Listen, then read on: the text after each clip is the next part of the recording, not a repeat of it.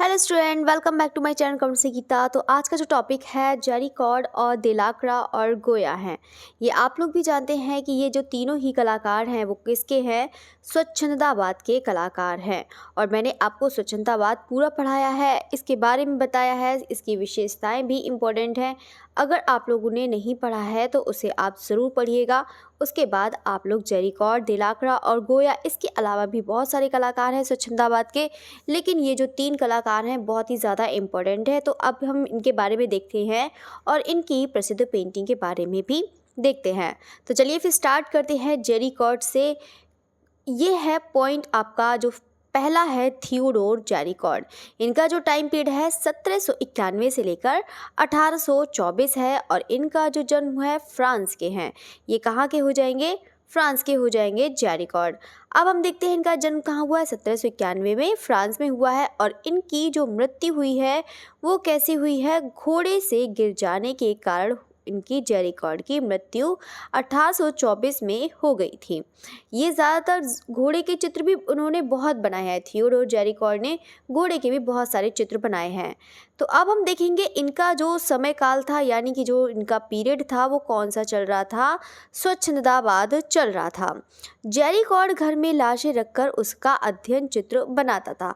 यहाँ पर मैंने ज़्यादा पॉइंट्स नहीं लिख रखे हैं, बहुत बड़ा चैप्टर है, जितने भी इंपॉर्टेंट पॉइंट्स हैं उसको ही लिख रखा है। तो अगर आप लोग सिर्फ इसको ही देखेंगे तो आपको बहुत अच्छे से समझ में आएगा और जल्दी से लर्न भी हो जाएगा। तो ये तो हो गए आपके पॉइंट्स जो आपको मैंने बता दिए हैं।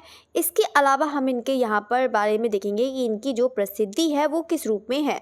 तो ये चित्रकार और एक ये क्या है, एक लिथोग्राफर भी हैं, यानी कि इन्होंने प्रिंट में भी काम किया है। अब हम देखेंगे थियोडोर जेरी कॉर्ड जो है, थियोडोर जेरी कॉर्ड है, इनका जो पहला चित्र है, थियोडोर जेरी कॉर्ड का जो पहला प्रमुख काम था वो कौन सा था? द चार्जिंग चेजूर। ये जो है द चार्जिंग चेजूर है, यानी कि घायल शिकारी, जो 1812 में पेरिस के सैलून में प्रदर्शित किया गया था। ये इनका पहला चित्र हो जाएगा, जो कहाँ पर? पेरिस सैलून में प्रदर्शित किया गया था 1812 में। जेरी कॉर्ड ने घोड़ों और घुड़सवारों के छोटे अध्ययनों के लिए एक श्रृंखला भी तैयार करी है। तो देखो, इसको भी मैंने बताया ही था कि घोड़े पर चित्र बहुत बनाए हैं इन्होंने, घोड़ों की श्रृंखला पर चित्र बनाए हैं। मतलब श्रृंखला, आप लोग भी जानते हैं कि 2 से अधिक चित्र हो जाते हैं वो श्रृंखला में आ जाते हैं। ये तो हो गया इनका ये काम। अब हम देखेंगे जो जेरी कॉर्ड का ये चित्र आप लोग ने सब देखा होगा, इस पर मैंने शॉर्ट्स भी बनाया है। तो ये जो चित्र है किसने बनाया है? थियोडोर जेरी कॉर्ड ने बनाया है। किसने बनाया है? थियोडोर जेरी कॉर्ड ने बनाया है इस चित्र को। और ये ही चित्र जो है वो स्वच्छंदाबाद का प्रथम चित्र है। ये जो चित्र आप लोग देख रहे हैं, जिस चित्र का क्या नाम है? मेदुसा का बेड़ा। क्या नाम है? मेदुसा का बेड़ा, या फिर कह सकते हैं द राफ्ट ऑफ मेदुसा। ये जो चित्र है ये चित्र कौन सा हो जाएगा? स्वच्छंदाबाद का पहला चित्र हो जाएगा। और ये भी बता देते हैं कि इनको 1819 में, लेकिन इसका जानते हैं इसका जो बनाने का समय है 1818 से 19 है। इसको पहले से देते हैं, 1818 से 1819 इसका बनाने का समय है। और इसको 1819 में जेरी कॉर्ड ने इसे फ्रांस की राष्ट्रीय कला प्रदर्शनी में लगाया था। ये जो है फ्रांस की राष्ट्रीय कला प्रदर्शनी में इसको लगाया था। ठीक है, तो इसको हम बारे में बता देते हैं। जो मेदुसा का बेड़ा है, जो जेरी कॉर्ड का जो चित्र है, इन्होंने मतलब अधिकारी को, जो जहाज के अधिकारी थे उसी को ही यहाँ पर दोषी ठहराने के लिए यहाँ पर इस चित्र का पूरा जो चित्र बनाया था। और इस चित्र के लिए उन्होंने बहुत मेहनत करी थी। मतलब ये है, घर में लाशें भी रखता था इस चित्र के लिए। उसको एक एक चीज़, एक एक पार्ट बहुत अच्छी तरीके से बनाए हैं कि कैसे मरे हुए इंसान जो होते हैं वो कैसे दिखते हैं, वो कैसे जो है उनकी नसें कैसी दिखती हैं, वो चीज़ यहाँ पर इन्होंने दिखाई है। ये तो आप लोग जानते हैं कि स्वच्छंदाबाद में जो है रेखा का बहुत अधिक महत्व था। ठीक है, तो ये चीज़ तो हो गया है। अब हम बात करते हैं यहाँ पे जो है दूसरा चित्र है। ये जो आपको मैंने बताया था कि ये कौन सा चित्र है, जो है द चार्जिंग चेजूर है। ये जो है द चार्जिंग चेजूर है, यानी कि जो आपका घायल शिकारी जो है चित्र, ये जो आपका थियोडोर जेरी कॉर्ड का पहला चित्र है, ये वाला जो आप लोग देख सकते हैं। नेक्स्ट देखते हैं यहाँ पर, ये जो है थियोडोर जेरिकॉर्ड है क्या करता था, मतलब लाशें रखता था अपने स्टूडियो में, मतलब जहाँ चित्रकारी करता था वहाँ पर जो है चित्रकारी करता था, मतलब जो लाशें रखकर। नेक्स्ट देखते हैं, इन्होंने पागल हत्यारे, मतलब ये इतने ज़्यादा थे कि मतलब पागल खाने में भी जाकर ये चित्र बनाते थे। यहाँ पर उन्होंने उनकी पिक्चर्स भी ऐसी ऐसी बनाई है, जो दिमाग से भी जो है मानसिक रूप से बीमार थे उनकी भी पिक्चर्स बनाई हैं। तो यहाँ पर है, ये है पागल औरत का है, इन्होंने भी इसका बनाया है। ठीक है, तो ये आप लोग देख सकते हैं। बाकी जितना ही इम्पोर्टेंट है, जितना मैंने आपको थियोडोर जेरिकॉर्ड के जितने बारे में बताया है, आप लोग बस इतना ही इसको याद रखिएगा, इतना ही आपके एग्जाम में मिल जाएगा। अब हम देखते हैं ओजेन देलाक्रा। ओजेन देलाक्रा जो है 1798 से लेकर इनका 1863 पीरियड है टाइम। बाकी इनका जो जन्म है यहाँ पर पेरिस में। अब हम देख लेते हैं पेरिस में इनका जन्म हुआ है तो कहाँ पर हुआ है। इनका जन्म 1798 में हुआ है पेरिस के समीप सेंट मॉरिशस यानी कि टोरंटन फ्रांस में इनका जन्म हुआ है ओजेन देलाक्रा का। अब इनकी प्रसिद्धि किस में है, तो इनकी भी प्रसिद्धि चित्रकारी और लिथोग्राफी में है। तो समय काल इनका है जो, यानी कि जब ये थे तो बिल्कुल ये स्वच्छंदाबाद के ही हैं। तो आप लोग को तो पढ़ा दिए हैं जेरिकॉर्ड और दूसरे आपके ओजेन देलाक्रा चल रहे हैं। तो अब इनका जो कथन है, चित्रकला की आत्मा रंग है। देलाक्रा को ही, यानी कि देलाक्रा को प्रभाववाद का पूर्वज भी कहा जाता है। अभी आपका प्रभाववाद आया नहीं है, अभी कौन सा चल रहा है, स्वच्छंदतावाद चल रहा है। इससे पहले कौन सा था, नवशास्त्रीवाद।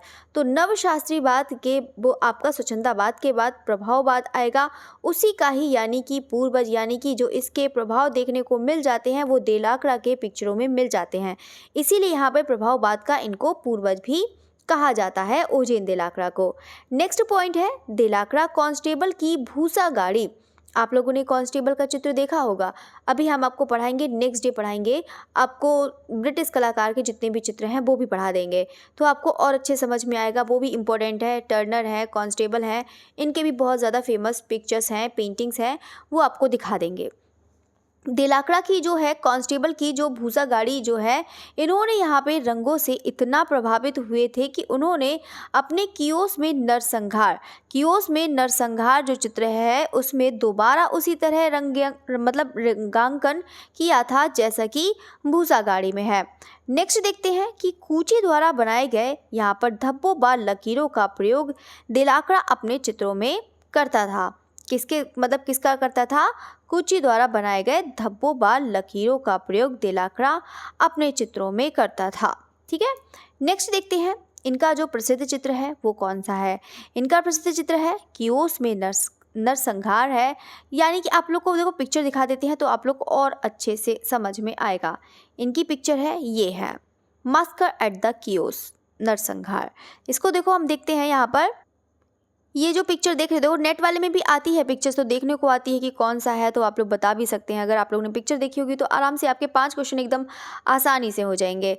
तो यहाँ पर जो पिक्चर देख रहे हैं ये कौन सी है, कियोस में नरसंहार बोल सकते हैं या फिर बोल सकते हैं मास्कर एट द कियोस बोल सकते हैं, क्या बोल सकते हैं। बाकी मैंने इसको लिखवा दिया है तो आप लोग उससे भी आ सकते हैं। इसका बनाने का समय है जो 1824 है। इसका बनाने का समय कितना हो जाएगा, 1824 है। इसमें है यहाँ पर ये जो है किसका चित्र है, ये ओजेन देलाक्रा का है। ठीक है, तो आपको इसको याद रखना है। नेक्स्ट है यहाँ पे द डेथ ऑफ सार्डानापोलिस। ये द डेथ ऑफ सार्डानापोलिस या भी कह सकते हैं सार्डानापोलिस की मृत्यु। इसका जो टाइम पीरियड है 1827 इसका टाइम पीरियड है। तो इसकी जो पिक्चर है यहाँ पर, इसकी पिक्चर भी दिखा देते हैं। ये जो पिक्चर है किसकी है, सार्डानापोलिस की है। इसका जो बनाने का समय है 1827 है और ये जो मतलब कहाँ पर है, लुब्र संग्रहालय पेरिस में है। ये कहाँ पर है, लुब्र संग्रहालय पेरिस में हो जाएगा। नेक्स्ट देखते हैं द बाग ऑफ दांते। देखो द बाग ऑफ दांते का बहुत सारे नाम है। देखो द बाग ऑफ दांते भी कह सकते हैं, दांते की नाव भी, देखो पूरी भी दिखा देते हैं। ये जो पिक्चर आप लोग पूरी देख रहे होंगे, चलिए तो ये तो आपको पूरी पिक्चर दिख रही है। इसका हम आपको बता देते हैं द बार्क ऑफ दांते, तो आप लोगों ने सुन लिया। इसके अलावा याद रखना यहाँ पे दांते की नाव भी कह सकते हैं, क्या कह सकते हैं, दांते की नाव भी कह सकते हैं। इसका जो बनाने का समय था 1840 1840 है, ठीक है। कितना है? 1840 है। या फिर इसका जो दूसरा नाम है, एक दांते की नाव हो जाएगी, दूसरा नाम है बार्क ऑफ दांते, ये तो पता ही है।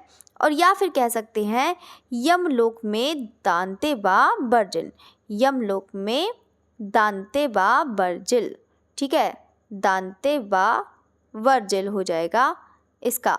या फिर बोल सकते हैं, इसको इंग्लिश में ही प्रोनाउंशिएट कर सकते हैं, क्या कर सकते हैं? दांते एंड वर्जिल इन हेल, ये है यमलोक, मतलब क्या होता है? हेल होता है। तो वही चीज़ है, दांते की नाव, यमलोक में दांते व वर्जिल, ये जिसका बनाने का समय 1840 है। ये तो हो गई पिक्चर। अब हम देखते हैं नेक्स्ट कौन सा है, the justice of torsion.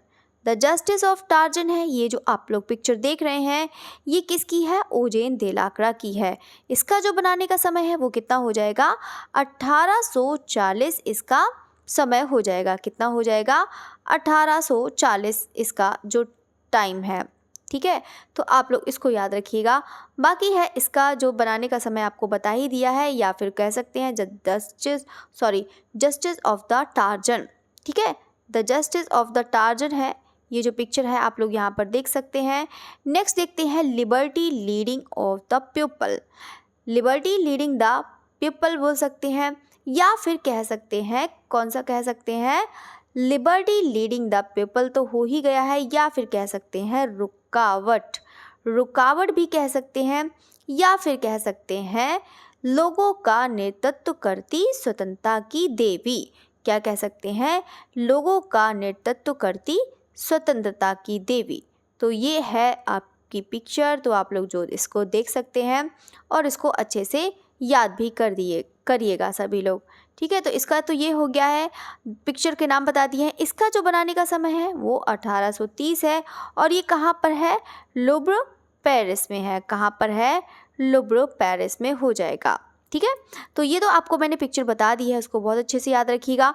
Next देखते हैं, लास्ट पिक्चर है, ये जो है कौन सी है? मोरक्को का सुल्तान है। ये इसकी पिक्चर का क्या नाम है?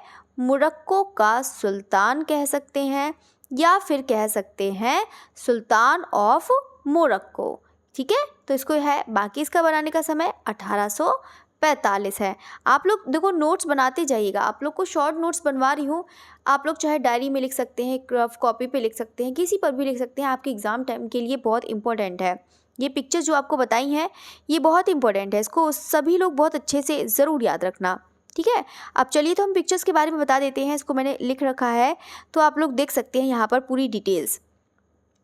कियोस में नरसंहार है, जो है यहाँ पर आप लोग देख सकते हैं, कियोस में नरसंहार है, या फिर बोल सकते हैं मास्कर एट द कियोस है, जो 1824 में बना है। बाकी इसका साइज़ मैंने लिख रखा है तो आप लोग देख सकते हैं। नेक्स्ट है सार्डानापोलिस की मृत्यु है, या कह सकते हैं द डेथ ऑफ सार्डानापोलिस, जो आपका 1827 में बना है। ये लुव्र संग्रहालय पेरिस में है।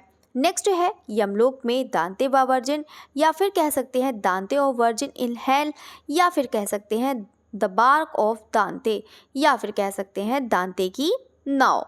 नेक्स्ट है बनाने का समय इसका कितना है? 1840 है। नेक्स्ट देखते हैं justice of torsion. The justice of torsion है, या फिर कह सकते हैं टार्जन का न्याय, इसका बनाने का समय 1840 है।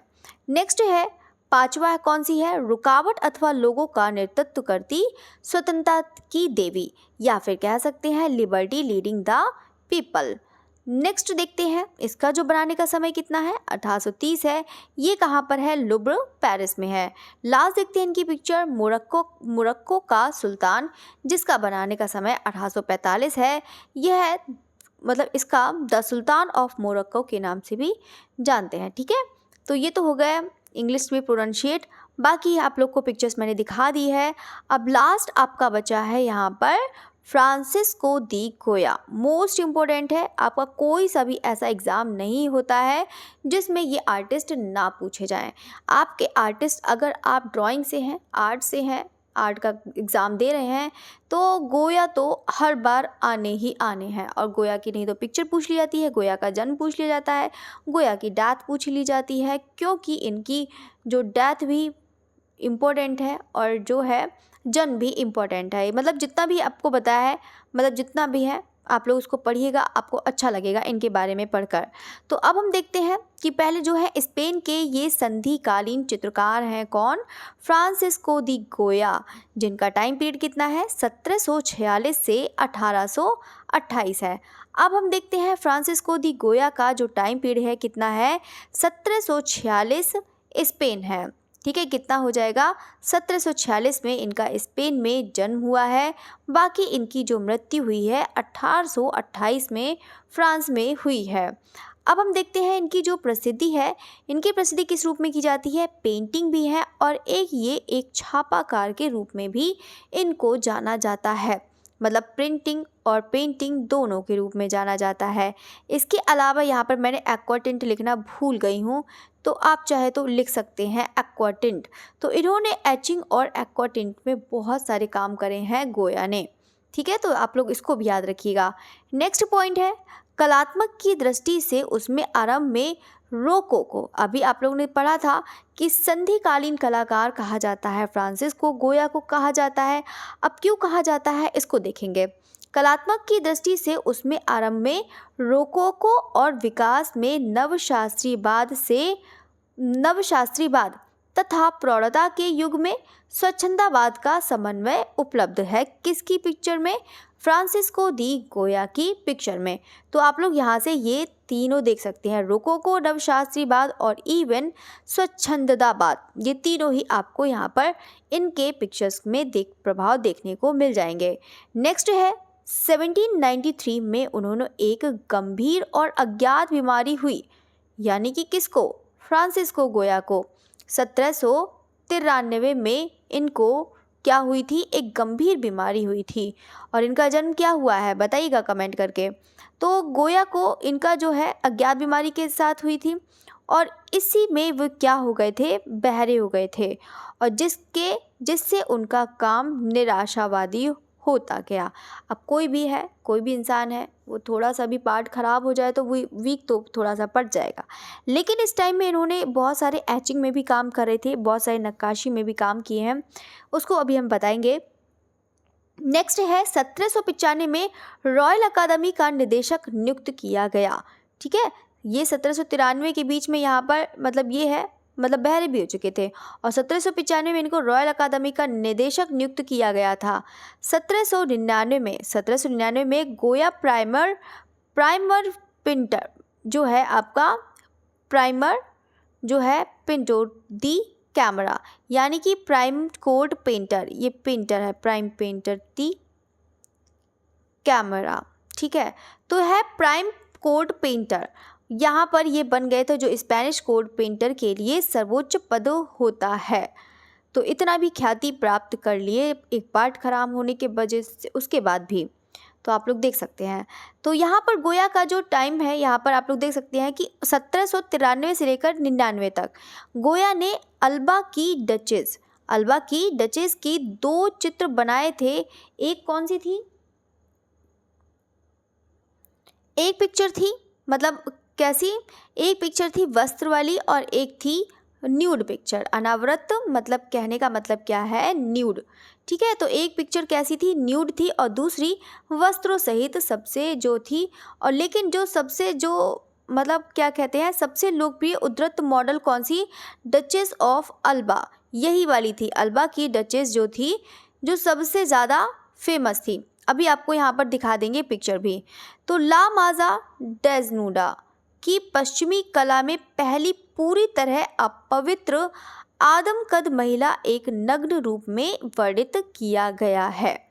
तो अब हम ये आपको पिक्चर दिखा देते हैं। ये जो पिक्चर है यहाँ पर आप लोग देख सकते हैं, ये जो है एक न्यूड पिक्चर बनाई है और एक कैसी बनाई है, एक मतलब कपड़े वाली बनाई है। दो है आपका ला माजा, आपका वेस्टिडा है, और एक ला माजा डेस्नुडा है। ये है इनने 1790 से 1800 में बनाया है। ये इन्होंने इसका जो क्या नाम दिया था, माजा, ला माजा, यहाँ पर वेस्टिडा, और एक है डेस्नुडा। ये है एक कपड़ों वाली है और एक बिना कपड़ों वाली इन्होंने बनाई है। लेकिन इसमें जो सबसे प्रसिद्ध लोकप्रिय उद्धृत मॉडल थी वो कौन सी थी, डचेस ऑफ अल्बा। तो अल्बा की डचेस की यहाँ पर इन्होंने ये बनाए थे। अल्बा की डचेस के कितने बनाए थे, दो पिक्चर बनाए थे। यानी कि ये क्या है, अल्बा की डचेस क्या है, ये एक सीरीज़ है और ये जो है सबसे लोकप्रिय उद्धृत मॉडल डचेस ऑफ अल्बा रही है। ठीक है, तो इतना समझ में आ गया होगा। ला माजा डेज नूडा की पश्चिमी कला भारतीय में पूरी तरह अपवित्र आदमकद महिला नग्न रूप में वर्णित किया गया है। नेक्स्ट पॉइंट देखते हैं। 1792 में के अंत में जब गोया बहरे हो गए थे तब उन्होंने एक्वाटिंट में श्रृंखला की शुरू करी। अभी तक ये एक्वाटिंट में नहीं बनाते थे, अभी तक किस में बनाते थे, ऑयल कलर में बनाते थे। लेकिन जब उस टाइम में ये बहरे हुए थे उस टाइम में ये क्या करने लगे थे, इन्होंने एक्वाटिंट में भी इन्होंने कई सीरीज़ बनाई थी। ठीक है, किस में बनाई थी, कई सीरीज़ बनाई थी, जिससे ला कैप्रिकॉस को 1799 में प्रकाशित किया गया। तो यहाँ पर एक ला कैप्रिकॉस के जिन्होंने कम से कम 80 प्रिंट यहाँ पर बनाए थे। ठीक है, इसको भी याद रखें आप, मोस्ट इंपॉर्टेंट है ला कैप्रिकॉस, मोस्ट इंपॉर्टेंट है, अधिकतर एग्जाम में पूछ लिया जाता है। तो ला कैप्रिकॉस को यहाँ पर बनाया है 79 में। यहाँ पे कम से कम 80 प्रिंट, कम से कम नहीं 80 प्रिंट ही बनाए हैं। किसने, फ्रांसिस्को दी गोया ने बनाए हैं। और किस में बनाए हैं, एक्वाटिंट में बनाए हैं। नेक्स्ट देखते हैं विषय कौन सा है इनका, जो कैप्रिकॉस का जो विषय है वो कौन सा है। इसमें गोया ने क्या करा है कि किसी भी, इन्होंने जो कैप्रिकॉस जो का सब्जेक्ट है, किसी भी सभ्य समाज में पाई जाने वाली असंख्य कमजोरियों और मूर्खताएं और सामान्य पूर्वग्रहों और धोखेबाज प्रथाओं में इन्होंने ये इसमें कैप्रिकॉस में दिखाया है। नेक्स्ट पॉइंट देखते हैं कि इन प्रिंट के शीर्षक कौन से तर्क की नींद यानी कि राक्षसों को जन्म देती है। तो इनके जो प्रिंट का जो शीर्षक है, ला कैप्रिकॉस जो है, इनका जो शीर्षक है उसका तर्क है यहाँ पर, मतलब जो है कि नींद राक्षसों को जन्म देती है। तो जो है नींद क्या है, राक्षसों को जन्म देती है। जो जो सोता है यानी कि जिसके है वो उसके सर पर राक्षस मंडरा रहे हैं। ठीक है, तो इसलिए सोइए मत, जागिए। ठीक है, तो सोना है पाप है। तो ये तो हो गई पिक्चर है। नेक्स्ट देखते हैं 1808 में फ्रांसीसी सेना में स्पेन पर आक्रमण किया, यानी कि आक्रमण हुआ था जब इस टाइम में जब थे गोया, तो 1808 में यहाँ पे फ्रांसीसी सेना और स्पेन पर आक्रमण किया गया और 1808 में से लेकर 14 तक का ये प्रायद्वीपीय युद्ध हुआ था। मतलब 1808 से लेकर 14 तक ये युद्ध हुआ था। तो गोया ने फ्रांसीसी के साथ किसी भी तरह की भागीदारी से इनकार कर दिया था, यानी कि उनको किसी में सहयोग नहीं देना था। तो 1812 में अपनी पत्नी जोसेफा की मृत्यु के समय तक वह 2 ऑफ मई और कौन सी, द 3 ऑफ मई, ये 3 मई का चित्रण किया है। और सैनिक कार्यवाही का यहाँ पर, यानी कि जो है सैनिक कार्यवाही का चित्रण किया है यहाँ पर 3 मई और 2 मई का। 3 मई सैनिक कार्यवाही का चित्रण इन्होंने किया है और 2 मई। ठीक है, तो इस पर इन्होंने चित्र बनाए हैं। तो ये चित्र भी आपको दिखा देते हैं अभी। स्वयं अपनी बालकनी में देखे गए यहाँ पर कुछ से जो है नृत्य कह रही हूँ, कृत्यों को आधार पर इन्होंने किया। तो यहाँ पर उन्होंने खुद अपनी आँखों से देखा था कि किस तरह से, यहाँ पर आपको पहले दिखा देते हैं पिक्चर। तो ये है, आप लोग देख सकते हैं द 2 ऑफ मई, ये जो पिक्चर देख रहे हैं आप लोग यहाँ पे, या फिर बोल सकते हैं द चार्ज ऑफ मेमलुकस। ठीक है, तो जो है ये पिक्चर है 1808 में बनाया है द 2 ऑफ मई। तो यहाँ पर आप लोग देख सकते हैं कि कितना बुरी तरीके से मार रहे हैं, कितनी बुरी तरीके से हालत कितनी बेकार हो रही है। द 3 ऑफ मई है जो 1808 में ये बनाया हुआ है। तो ये आप लोग पिक्चर देख सकते हैं, ये है कौन सी, द 3 ऑफ मई।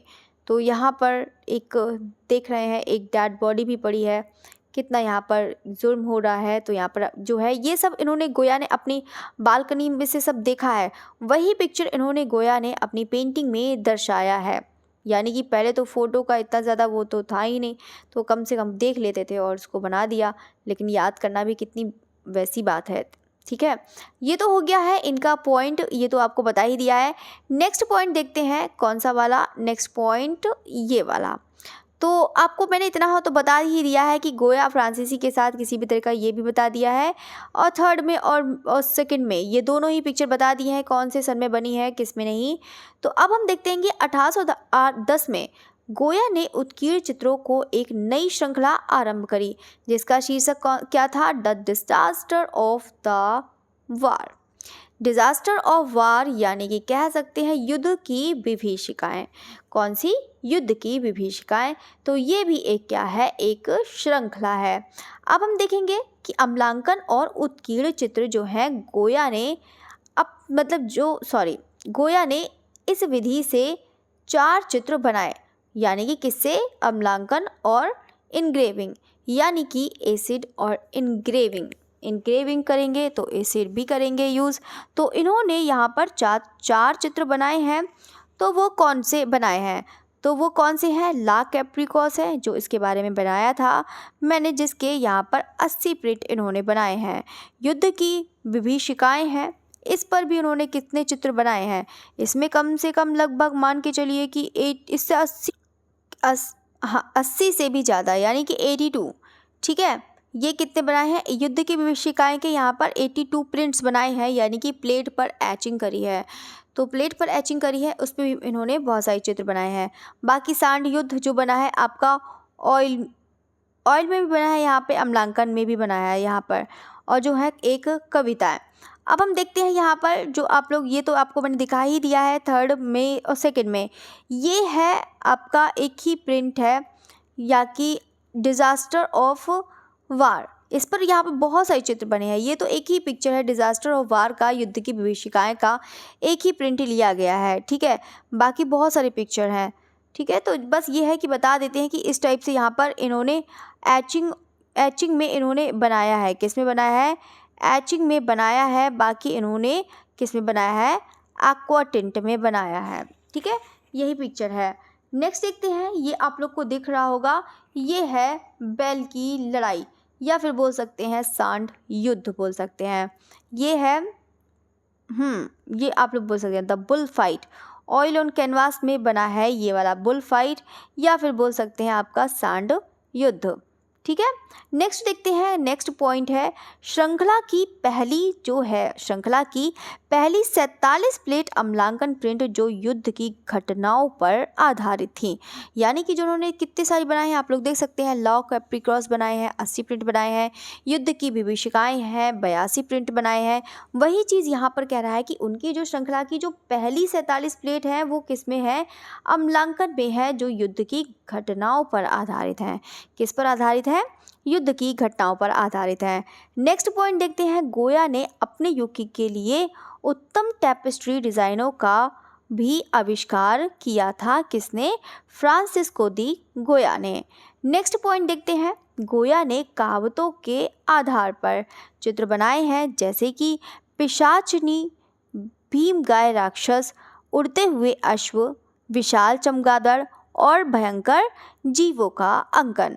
अभी आपको मैं ये बता देती हूँ, ये जो पिक्चर आप लोग देख सकते हैं कहावतों के आधार पर इन्होंने चित्र जो बनाए हैं वो तो है यहाँ पर देख सकते हैं। इसके अलावा यहाँ पर पिक्चर दिखा देते हैं अभी को, तो आपको और अच्छे समझ में आएगा। नेक्स्ट पॉइंट देखते हैं कि अंतिम समय में यानी 75 वर्ष की आयु में अकेले और मानसिक और शारीरिक निराशा में उन्होंने 14 ब्लैक पेंटिंग, यानी कि जो ब्लैक पेंटिंग इन्होंने बनाई है, किसने? फ्रांसिस्को दी गोया ने बनाई है। तो इन्होंने लगभग अंतिम समय लगभग ये 75 साल के थे, उसी समय में इन्होंने कैसी पिक्चर बनाई है? ब्लैक पेंटिंग बनाई है। ठीक है, तो आप लोग इसको याद रखिएगा। नेक्स्ट पॉइंट देखते हैं कि एक स्ट्रोक के बाद उनका दाहिना भाग, मतलब एक स्ट्रोक के बाद इनका तो मतलब कान से भी ये मतलब जो है मतलब बहरे थे। इसके अलावा जब मृत्यु का समय था उस टाइम में, मतलब मृत्यु के समय से पहले, यानी कि जब 60-70 साल जितने भी हैं, तो उस टाइम में ये इनका क्या था? एक भाग लकवाग्रस्त हो गया था, यानी कि एक भाग था, एक पार्ट बेकार हो गया था, आधा पार्ट इनका बॉडी का खराब हो चुका था। तो गोया की मृत्यु जो हो गई थी वो कब हुई थी? 16 अप्रैल 1828 में इनकी डेथ हो गई थी, फ्रांसिस्को दी गोया की। ठीक है, देखो यहाँ पर जितने मैंने पॉइंट्स लिखवा रखे हैं ना, आप लोग उसको बहुत अच्छे से सभी लोग लर्न करिएगा। ठीक है, तो आपके लिए अच्छा रहेगा। ये जो है ब्लैक पेंटिंग्स मोस्ट इम्पॉर्टेंट है, यहाँ से पूछ लिया जाता है। ठीक है, तो आप लोग उसको ज़रूर याद रखिएगा। और यहाँ पर ब्लैक पेंटिंग्स के कितने बनाए, ये ब्लैक पेंटिंग्स इम्पोर्टेंट है, इसको याद रखिएगा। बाकी जो है कहावतों के आधार पर जो चित्र बनाए हैं ये भी इम्पोर्टेंट है, बाकी श्रृंखला तो इम्पोर्टेंट है। बाकी हम देख लेते हैं यहाँ पे लॉस कैप्रिकॉस के हैं, यहाँ पर ये love and death most important है। ये जो है प्लेट 10 का, ये वैसे कितने प्रिंट हैं लॉस कैप्रिकॉस के, कितने हैं 80 प्रिंट है ना, 80 प्रिंट हैं। ये उसी का ही कितना है 10 नंबर, ये 10वें नंबर का प्रिंट है। क्या नाम है, लव एंड डेथ है, जो किस में बना है, एचिंग में बना है। किस में बना है, एचिंग में बना है। यहाँ पे देखो क्या होता है, एक बार बना लिया, एक बार प्रिंट ले लिया, उसको 70 बार करनी है, चाहे कितनी प्रिंट तैयार कर सकते हैं। ग्राफिक में ये अच्छा फ़ायदा होता है।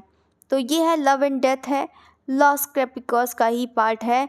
नेक्स्ट देखते हैं, ये भी आपका लॉस कैप्रिकॉस का है। तो लॉस कैप्रिकॉस का ये हो जाएगा, प्लेट कौन सी है, ये लास्ट पिक्चर है।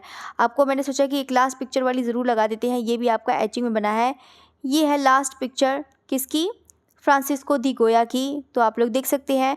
नेक्स्ट है यहाँ पर कौन सी, ये पिक्चर, ये भी कैप्रिकॉस का पार्ट है। ये प्लेट कितने पार्ट का है, 14 नंबर का है। ये रहा आपका ये वाली पिक्चर वेरी इंपॉर्टेंट है, ये है कैप्रिकॉस का है, sleep of reason produces monster. तो ये जो मैंने आपको बताया था, क्या बताया था कि इसका जो तर्क है, नींद राक्षसों को जन्म देती है। नींद क्या है, राक्षसों को जन्म देती है। देखो आप लोग सो रहे हैं उस टाइम में, जिस टाइम में आप लोग सो रहे होंगे, तो लेकिन आप लोग को पता नहीं, ये अभी देखो बहुत सारे स्टूडेंट सो रहे होंगे। जिस टाइम मैं पढ़ा रही हूँ बहुत सारे स्टूडेंट आराम से घोड़े बेच के सो रहेंगे, उसी टाइम में देखो दिखता नहीं है, लेकिन ये मंडराते हैं। ये जो है क्या है, राक्षस को जन्म देती हैं, जो सोते रहते हैं उस टाइम में। जब टाइम में सोते रहते हैं उस टाइम में राक्षस जन्म ले लेते हैं और मंडराते हैं, है ना। तो बताइएगा कमेंट करके, और तो किसी के पे नहीं मंडराते हैं। तो अब हम देखेंगे जो पिक्चर की कौन सी है, ये प्लेट नंबर 12 की है। ये भी कैप्रिकॉस का है, आउट हंटिंग फॉर टीथ। तो ये है देखो एचिंग में ये बनाया हुआ है, ये पिक्चर आप लोग देख सकते हैं, ठीक है। तो ये चीज़ तो मैंने आपको बता दिया है। बाकी नेक्स्ट जो है वही रिपीट हो गई है, 80 नंबर का ही प्लेट है, ये आपका लास्ट वाली है। तो 80 ही प्रिंट बने हैं लॉस कैप्रिकॉस में, तो आप लोग यहाँ पर देख सकते हैं। बाकी मैंने आपको पूरा अच्छे से पढ़ा दिया है। बाकी बहुत अच्छे से सभी लोग तैयार करिएगा, जितना कोशिश हो सकता है आपको।